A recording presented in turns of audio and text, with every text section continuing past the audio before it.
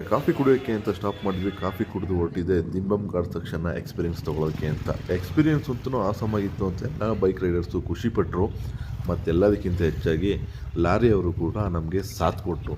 ಆದ್ದರಿಂದ ಬೇಗ ಬರೋದಕ್ಕೆ ನಮಗೆ ಈಸಿ ಆಯಿತು. ನಿಂತ್ಕೊಂಡು ಗೂಗಲಲ್ಲಿ ತುಂಬ ಚೆಕ್ ಮಾಡಬೇಕಾದ್ರೆ ಅವಿನಾಶಿನ ಟೂವರ್ಸು ಕೊಯಮತ್ತೂರು ಹೋಗೋ ರೋಡಲ್ಲಿ ಶ್ರೀ ಅಂಬಲ್ ಹೋಟೆಲ್ ಅಂತ. ಈ ಹೋಟೆಲ್ಲು ತುಂಬ ಹಳೆ ಹೋಟೆಲ್ಲು. ಕಡಿಮೆ ಅಂದ್ರೂ ಮೋರ್ ದೆನ್ 17 ಇಯರ್ಸಿಂದ ನಡೆಸ್ಕೊಂಡು ಬರ್ತಾ ಇದ್ದಾರಂತೆ.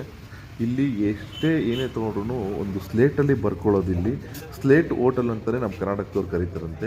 ಅವಿನಾಶಿಯಿಂದ ಕೊಯಮತ್ತೂರು ಹೋಗೋ ರೋಡಲ್ಲಿ.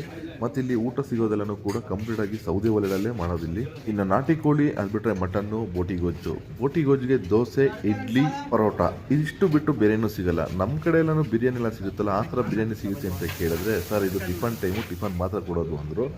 ಸೊ ಹೋಟೆಲ್ ಆಂಬಿಯನ್ಸ್ ಅಂತೂ ಹೊಗೆಲೆ ತುಂಬಿರುತ್ತೆ. ಟೇಸ್ಟ್ ಮಾತ್ರ ನೆಕ್ಸ್ಟ್ ಲೆವೆಲ್ ಇತ್ತು. ನೀವು ಈ ಕಡೆ ಬಂದಾಗ ಟೇಸ್ಟ್ ಮಾಡಿ ಎಕ್ಸ್ಪೀರಿಯನ್ಸ್